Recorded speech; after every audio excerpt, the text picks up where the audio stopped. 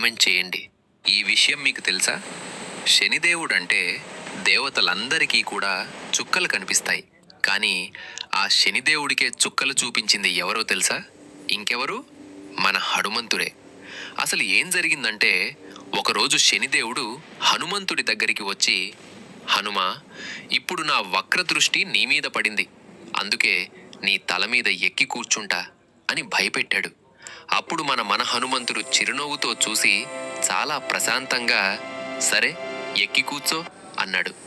శనిదేవుడు హనుమంతుడి తల మీద ఎక్కగానే హనుమంతుడు తన విశ్వరూపం చూపించాడు.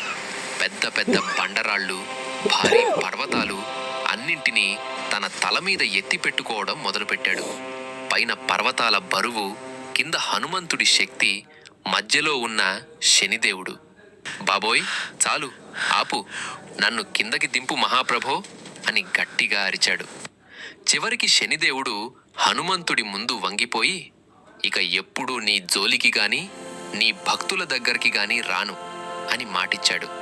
అందుకే శనిదోషం ఉన్నవాళ్లు హనుమంతుడిని పూజిస్తే శనిదేవుడు శాంతిస్తాడని నమ్మకం. ఈ విషయం మీకు తెలుసా? శనిదేవుడంటే దేవతలందరికీ కూడా చుక్కలు కనిపిస్తాయి. కానీ ఆ శనిదేవుడికే చుక్కలు చూపించింది ఎవరో తెలుసా? ఇంకెవరు? మన హనుమంతుడే. అసలు ఏం జరిగిందంటే, ఒకరోజు శనిదేవుడు హనుమంతుడి దగ్గరికి వచ్చి, హనుమా, ఇప్పుడు నా వక్ర దృష్టి నీ మీద పడింది. అందుకే నీ తల మీద ఎక్కి కూర్చుంటా అని భయపెట్టాడు. అప్పుడు మన హనుమంతుడు చిరునవ్వుతో చూసి చాలా ప్రశాంతంగా, సరే ఎక్కి కూర్చో అన్నాడు.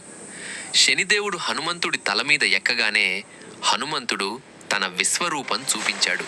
పెద్ద పెద్ద బండరాళ్ళు, భారీ పర్వతాలు అన్నింటినీ తన తల మీద ఎత్తి పెట్టుకోవడం మొదలుపెట్టాడు.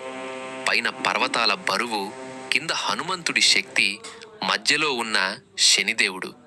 బాబోయ్, చాలు, ఆపు, నన్ను కిందకి దింపు మహాప్రభో అని గట్టిగా అరిచాడు.